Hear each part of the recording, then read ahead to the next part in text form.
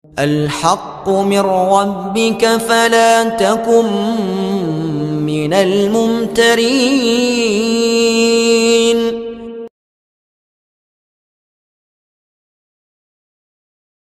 Dukun dakwah Al-Haqqu TV, pembangunan asrama, panti asuhan dan pondok pesantren Al-Haqqu, serta pembangunan Masjid Islami Center Al-Haqqu.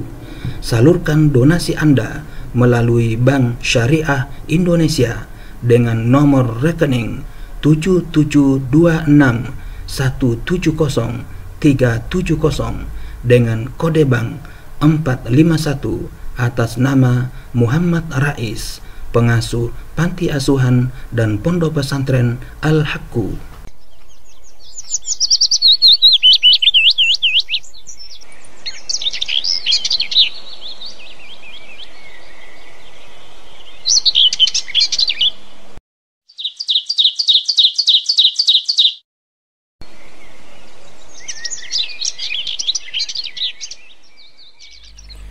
Bismillahirrahmanirrahim.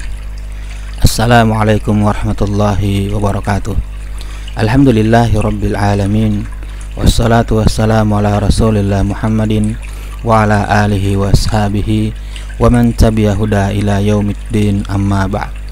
Para sobat Al-Haqqu TV dimanapun Anda berada, alhamdulillah kita bersua kembali dalam rangka melanjutkan kajian Kamus Al-Quran, rujukan lengkap kosakata dalam Al-Quran.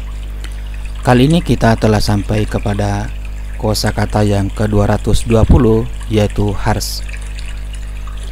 Dalam bahasa Arab, lafadz al-harsu maksudnya ialah mengolah tanah dengan cara menanamnya atau menabur biji. Benda yang ditanam yaitu tanaman atau tumbuhan juga biasa disebut dengan al-harsu. Lafadz ini diulang sebanyak 13 kali dalam Al-Quran, yaitu dalam surah Al-Baqarah, surah kedua ayat 71, 205, 233 disebut 2 kali. Surah Ali Imran, surah ketiga ayat 14, 117. Surah Al-An'am, surah ke-6 ayat 136 dan 138.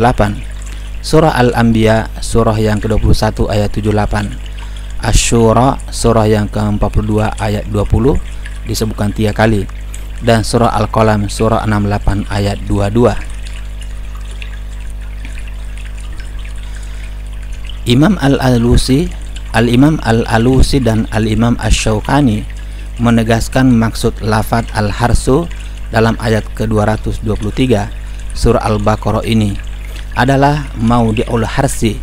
Maksudnya ialah tempat menanam atau masdari'un nabat. Artinya tempat tumbuhnya tanaman. Dalam ayat ini, wanita yang menjadi istri diibaratkan sebagai tempat menanam atau tempat tumbuhnya tanaman. Sedangkan air mani suami diibaratkan sebagai benih yang ditanam. Dengan perumpamaan ini, Allah bermaksud membolehkan suami mendatangi istrinya dari berbagai arah asalkan melalui kubul, karena kubul adalah tempat membesarnya anak, sama seperti tanah yang menjadi tempat tumbuhnya tanaman, bukan melalui tempat yang lain. Al-harsu dalam surah Asy-Syura, surah yang ke-42 ayat 20, juga digunakan sebagai perumpamaan.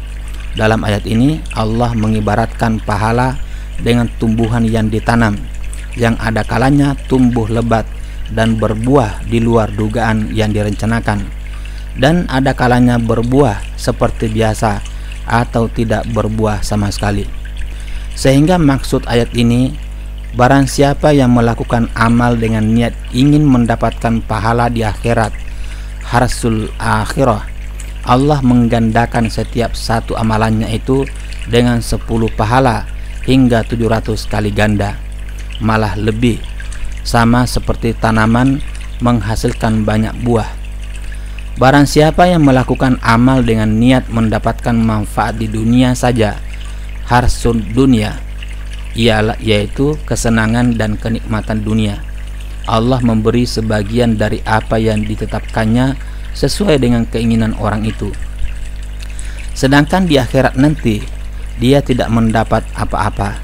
Hal ini karena matlamatnya hanya setakat di dunia saja. Dalam surah Ali Imran, surah yang ketiga ayat 117, diceritakan tentang tanaman yang rusak akibat terkena angin sejuk yang memporak-porandakan tanaman itu. Tanaman ini dijadikan perumpamaan untuk harta benda yang dikeluarkan atau dinafkahkan oleh orang kafir untuk memerangi agama Allah, di mana harta benda itu tidak membuahkan pahala, malah rusak, sama seperti tanaman yang terkena angin tersebut. Selain pada 3 ayat itu, lafaz al-harsu tidak dipakai sebagai perumpamaan, melainkan diartikan dengan maknanya yang asal atau yang asli, yaitu tanaman. Contohnya dalam surah Al-Baqarah, surah yang kedua ayat 71, yang menceritakan salah satu sifat lembu betina yang ditanyakan oleh Bani Israel kepada Nabi Musa alaihissalam, yaitu lembu yang tidak digunakan untuk mengairi tanaman. Dalam surah yang kedua ayat 205 diceritakan, di antara manusia apabila berkuasa mereka sombong dan melakukan kerusakan, di antaranya merusakkan tanaman. Dalam surah Ali Imran, surah yang ketiga ayat 14, ditegaskan tanaman adalah salah satu harta benda yang dicintai manusia dan ia termasuk kesenangan hidup di dunia, sehingga perlu disadarkan supaya jangan sampai melenakannya dari kehidupan akhirat, karena di akhirat ada tempat kembali yang lebih baik. Dalam surah Al-An'am, surah yang ke-6 ayat 136, menceritakan perilaku orang kafir yang mempersembahkan sebagian hewan-hewan dan hasil tanaman pada berhala mereka dan sebagian lagi untuk Allah. Dan dalam surah Al-An'am, surah yang ke-6 ayat 138, diceritakan perilaku orang kafir yang lain, yaitu mereka mengharamkan hewan dan tanaman menurut selera hati mereka. Dalam surah Al-Anbiya, surah yang ke-21 ayat 78, disebutkan kisah kebijaksanaan Nabi Daud dan Nabi Sulaiman alaihissalam. Anggur yang sudah siap dituai milik seseorang yang dicerobohi oleh kambing orang lain pada malam hari, di mana Nabi Daud alaihissalam memutuskan kambing itu diberikan kepada pemilik tanaman, sedangkan Nabi Sulaiman alaihissalam menetapkan kambing itu hendaklah diserahkan sementara waktu kepada pemilik tanaman supaya dia mengambil air susu dan bulunya, dan pemilik kambing hendaklah merawat tanaman yang sudah dirusakkan itu hingga tanaman itu kembali baik seperti biasa. Dan apabila tanaman sudah elok atau sudah baik, kambing itu hendaklah dikembalikan kepada tuannya.